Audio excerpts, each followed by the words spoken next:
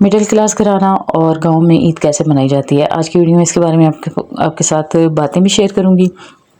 कुछ ख़ास बातें हैं जो हम लोग गांव में किस तरह ईद मनाते हैं वो आपके साथ शेयर करूंगी।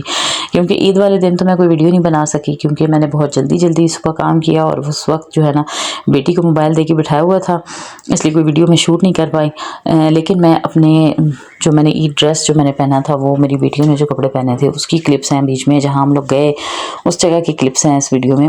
तो आप लोगों ने वीडियो को एंड तक देखना है, वीडियो बड़ी दिलचस्प होने वाली है और आपके लिए बहुत ही दिलचस्प मालूमात हैं इसमें। तो अस्सलाम वालेकुम माय यूट्यूब फैमिली, कैसी है मेरी प्यारी प्यारी बहनें बेटियां, जहाँ रहे खुश रहें आबाद रहें। अल्लाह पाक सब बेटियों के नसीब अच्छे करे और किसी के साथ की मेरी बेटियों के नसीब भी अच्छे हों। और यह है जी मेरा छोटा सा किचन, जिसको कई मेरी बहनों को बहुत पसंद आया है, बहुत तारीफ़ करती हैं। पहले मैं अपने किचन से बड़ी चिढ़ती थी, नाशुक्रापन करती थी कि मेरा किचन छोटा सा है, लेकिन जब से मेरी एक दो बहनों ने मुझे बताया कि जी आपका किचन तो बहुत खूबसूरत है, उस दिन से मैंने अल्लाह पाक से माफ़ी मांगी, तौबा किया कि अल्लाह पाक शुक्र है कि मुझे आपने ये नसीब किया। क्योंकि मैं तो इस पर बहुत ज़्यादा हो रही थी कि मेरा बहुत छोटा है, मैं बड़ी तंग हूँ, कोई मेहमान आ जाएँ तो मैं ज़्यादा कुकिंग नहीं कर सकती और अगर कर भी लूँ तो समेटना सामान को रखना मेरे लिए बड़ा मुश्किल हो जाता है। लेकिन शुक्र अल्लाह पाक का कि है तो सही, ना होने से तो बेहतर है। वो लोग भी हैं जिनके पास ये भी नहीं है, तो इसलिए अल्लाह पाक की छोटी छोटी नेमतों का ज़रूर शुक्र अदा किया करें। और ये कोई छोटी नेमत नहीं है, बड़ी नेमत है। और मुझे इस चीज़ का अंदाज़ा तब हुआ जब मेरी एक बहन ने मुझे कहा कि आपका किचन बहुत खूबसूरत है। तब मुझे पता चला कि वाकई जो है ना मैं काफ़ी नाशुक्री कर रही थी और ये नहीं करनी चाहिए। अच्छा, इस किचन में ये जितना आपको लकड़ी का काम नज़र आ रहा है ना, ये सारा काम मैंने बाद में खुद करवाया था हम लोगों ने। मैंने खुद इसकी एडजस्टमेंट करवाई थी। पहले सिर्फ यहाँ पे एक किचन में सामने जो आपको नज़र आ रहा है ना शेल्फ नीचे बना हुआ जिसमें चूल्हे रखे हुए हैं, मार्बल लगा हुआ है, बस इतनी सी जगह बनी हुई थी। और ऊपर जो सामने वाली जगह है ना बर्तनों की, वो बनी हुई थी। बाकी का काम हमने बाद में करवाया था। खैर, इसका मैं आपको मुकम्मल टूर दूंगी सही तरीके से। अच्छा, ये था जी मेरा ईद ड्रेस। ईद वाले दिन मैंने ये कपड़े पहने थे और ये कपड़े मैं पहन के गई थी अपने भाई की बारात के साथ। और यही मेरे बाकी कपड़ों में थोड़ा सा सिंपल था, तो मैंने सोचा ईद के हिसाब से ये ठीक है। ईद के फर्स्ट डे मैंने क्या किया कि सुबह सुबह मैं उठी, तकरीबन 5:30 बजे 6 बजे मैं उठ गई। 5:30 बजे मैं उठ गई थी और फिर नमाज़ वगैरह पढ़ के, क्योंकि हमारे बड़े बुज़ुर्ग कहते हैं कि बड़ा दिन खुदा दा, यानी कि बड़ा दिन अल्लाह पाक का है और इस दिन रब की इबादत करना बहुत जो है ना ज़्यादा सवाब का काम है।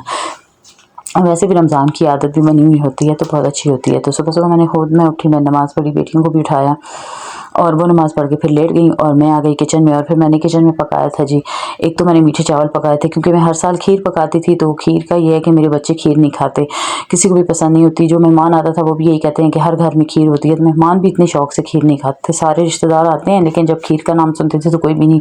अच्छी, बेशक अच्छी बनी, वो कहते हैं कि वहाँ से भी खाइए यहाँ से भी खाइए, तो अब दिल नहीं चाहता। क्योंकि हमारा गाँव में जो हमारा घर है ना वो थोड़ा बाकी रिश्तेदारों से थोड़ा दूर पड़ता है, तो सारे रिश्तेदार अपने मोहल्ले में से सब रिश्तेदारों के घर से होके और एंड में हमारे घर आते हैं।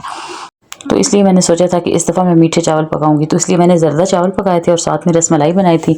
बकरे का गोश्त जो है ना वो मैंने तकरीबन 3 पाव के करीब था, तो उसे मैंने भून कर यूँ कढ़ाई टाइप सा बना लिया था, वो भी बहुत मज़े का था। साथ में रोटियाँ बना ली थी सुबह सुबह। फिर हस्बैंड उठे, जब हस्बैंड उठे उस वक्त मैं मीठे चावल रसमलाई पका चुकी थी, यानी कि ज़र्दा चावल और पका चुकी थी रसमलाई। तो हस्बैंड उठे, नहाए, फ्रेश हुए और फिर वो ईद की नमाज़ पढ़ने के लिए गए।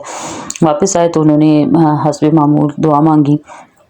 ईद की नमाज़ के बाद जब घर आए हैं तो दुआ मांगी है, तो मैंने मीठे चावल वगैरह और गोश्त और रोटी पका के सामने रखी। सालन, यानी कि सालन, रोटी, मीठे चावल, रसमलाई, तीनों चीज़ें, कोल्ड ड्रिंक भी रख दी टेबल पे। मेरे हस्बैंड ने दुआ मांगी, ख़त्म दिलाया। उसके बाद जनाब मेरी बेटियाँ उठी हुई थी, सारे घर की सफाई उन्होंने कर चुकी थी और फिर मैं भी तकरीबन उस टाइम फ्री हो चुकी थी सबको खिला पिला के, और साथ साथ मैं बर्तन धोती रही, साथ साथ चीज़ों को संभालती रही। फिर मेरी बेटियाँ क्योंकि फ्री थी, उन्होंने ईद के लिए कपड़े पहने। ये मेरी छोटी बेटी जो है ना, सबसे छोटी, जो तीसरे नंबर वाली बेटी है मेरी, ये उसका सूट है।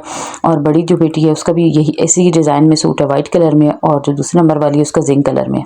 तो तीनों बेटियों ने तस्वीरें बनाई और ये सूट उन्होंने इसलिए पहना था क्योंकि मामू की शादी पर उन्होंने इस सूट को पहना था वलीमे वाले दिन, और उस दिन उन्होंने इसकी पे कोई तस्वीरें नहीं बनाई थी। तो वो चाह रही थी कि अभी हम लोग अच्छी से इसमें तस्वीरें बना लेंगे, तो उन्होंने ये कपड़े अपने लिए सिलेक्ट किए। बेटियों ने कपड़े पहने, मेकअप वगैरह किया, घर में ही रहना था, लेकिन जो है ना तैयार हुई और फिर उन्होंने बाहर जाके अपना फ़ोटोशूट करती रही हैं, मिल के तस्वीरें अपने मोबाइल में बनाती रही हैं। और मैं जो थी वो मैं किचन में साथ साथ जो मेहमान आ रहे थे उन मेहमानों को जो है साथ साथ मीठे चावल भी दे रही थी और साथ खीर और बोतल भी, और मेरे हस्बैंड आइसक्रीम भी ले आए थे। और सब रिश्तेदारों में से एक एक करके, यहाँ पे रिवाज है सब आते हैं, सब आए, सब खाते गए जाते रहे। करते कराते मुझे तकरीबन 3 बज चुके थे। 3 बजे तब मेहमानों का आना ख़त्म हुआ और फिर जो भी आता था वो ये कहता हमारे घर आपने आना है। हम भी यही कहते थे कि जी आएँगे। और ईदी मुझे कहाँ से मिली? ईदी मुझे मेरे बड़े भाई ने 5,000 रुपये दिया था, छोटे भाई ने भी 5,000 दिए थे, हस्बैंड ने मुझे 2,000 रुपये ईदी के दिए थे और जो है बाकी मेरे अब्बू उन्होंने अलग से मुझे दिए थे 1,000 रुपये। और मेरे जो देवर हैं उन्होंने अपने अलग से मेरे हस्बैंड को मेरे बच्चों के लिए पैसे दिए थे 5,000 रुपये, क्योंकि बच्चों को पकड़ा दो तो बच्चे सारे फिर यूँ ही चीज़ों में खर्च कर देते हैं, तो वो भी मैंने अपने पास रख लिए थे। अच्छा, वो मेरे पास अब ईदी का तकरीबन 15 से 16,000 रुपये पड़ा हुआ है। उन पैसों को मैं कहाँ खर्च करूँगी, क्या करूँगी उनका, वो मैं आपको अगले वीडियो में बताऊँगी। जब मैं उनसे कुछ ख़रीद लूँगी ना तो वो मैं सब कुछ आपको बताऊँगी कि मैंने उनसे क्या ख़रीदा, क्योंकि ईद से पहले मैंने लॉन के सूट वगैरह आम पहनने के लिए ले लिए थे और अभी भी मेरे इरादा था कपड़े ख़रीदने का, लेकिन फिर मुझे एक चीज़ याद आ गई जो मेरे लिए बहुत ज़रूरी है, वो मैंने ख़रीदनी है, तो वो उसके लिए मैंने पैसे रख दिए।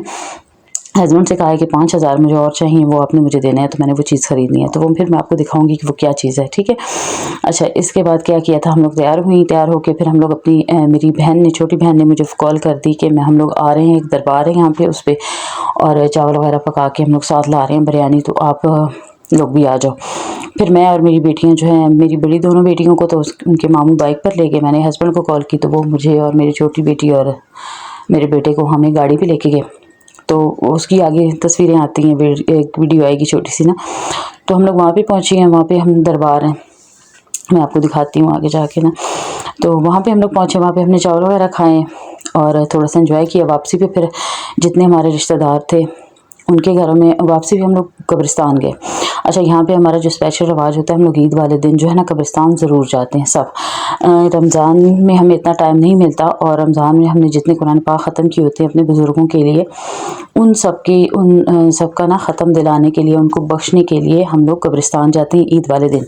तो मेरी बेटी ने ख़त्म किया हुआ था, मेरे हस्बैंड ने ख़त्म किया हुआ था कुरान पाक का, मेरे बच्चों ने भी ना। तो वो सारे मिल के फिर हम लोगों ने, जब हम लोग वहाँ से वापस आए हैं खाना वगैरह खा के, तो रास्ते में फिर हम लोग कब्रिस्तान गए। वहाँ पे अपनी मेरी सास जो है उनकी कब्र पे दुआ मांगी और उनको कुरान पाक जो है वो गिफ्ट दिया, मतलब ख़त्म उनको बख्शा। अच्छा, ख़त्म कैसे बख्शा जाता है आप लोगों को पता है?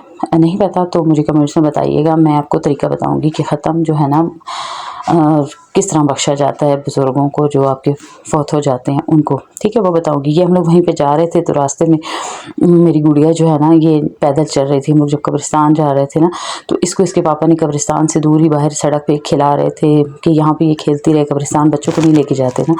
तो खूबसूरत होते हैं, प्यारे क्यूट होते हैं, और कहते हैं कि फिर ऐसी जगहों पे कुछ ना कुछ ज़ाहिर है जहाँ पे इंसान है वहाँ शैतान भी है। तो मुझे तो बहुत डर लगता है इन चीज़ों से, इसलिए फिर मैंने कहा कि आप बेटी को यहीं पे रखें। बेटी मेरी वहीं पे रही थी। अच्छा, ये जो क्लिप्स आपको नज़र आ रहे हैं ना, ये हम आज रात को मैं गई थी, यहाँ गांव में एक शादी थी, वहाँ पे ना मेहंदी की रस्म थी, तो वहाँ पे मैं गई हुई थी। बच्चियाँ बहुत अच्छा जो है ना कर रही थी परफॉर्म, तो मैंने इसकी वीडियो बना ली।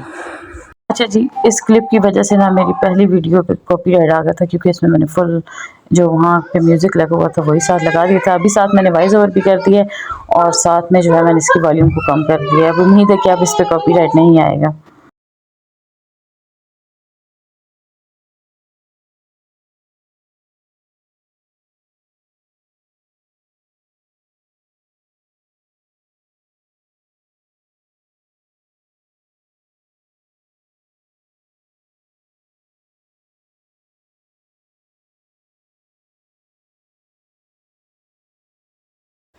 अच्छा जी, ये है वो जगह जहाँ हम लोग घूमने के लिए गए, और यहाँ पे ये मेरी कज़न, मेरी फूफी, मेरी बहन सब जो है ना, मेरी बड़ी फूफो जो है वो लेके आई थी, मेरे मामू थे, ये सामने मेरी अम्मी है, और सब मिलके अब सलाद की कटिंग कर रहे थे। और ये अचानक जी ऊपर से हम लोग भी पहुँच गए, और जब हम लोग वहाँ पहुँचे तो फिर सब ने मिल के खाया पिया और थोड़ी सी तस्वीरें बनाई, और उसके बाद क्या किया वो मैंने आपको पीछे शेयर कर दिया कि वापस आके सब रिश्तेदारों के घर गए, और वहाँ से वापस आके घर रात को थके हुए सो गए। और नेक्स्ट डे हमने ईद के दूसरे दिन क्या किया, कहाँ गए, वो इंशाल्लाह अगली वीडियो में आपके साथ शेयर करूँगी। और ये है मेरी प्यारी सी भांजी, सबने माशाल्लाह ज़रूर बोलना है। वीडियो अच्छी लगे तो लाइक ज़रूर करना है और चैनल को सब्सक्राइब कर देना है, क्योंकि मैं कुछ दिन पिछले रमज़ान में आपको सही टाइम नहीं दे सकी, लेकिन इंशाल्लाह अब मैं रेगुलर वीडियो अपलोड किया करूँगी। और जिस तरह मैं मोटिवेशनल वीडियो बनाती थी, इसी तरह वो मोटिवेशनल वीडियो ही दोबारा आपके साथ शेयर करूँगी। और इसलिए आप लोगों ने मुझे अनसब्सक्राइब नहीं करना, मुझे सब्सक्राइब करना है, मुझे सपोर्ट करना है। अल्लाह हाफ़िज़।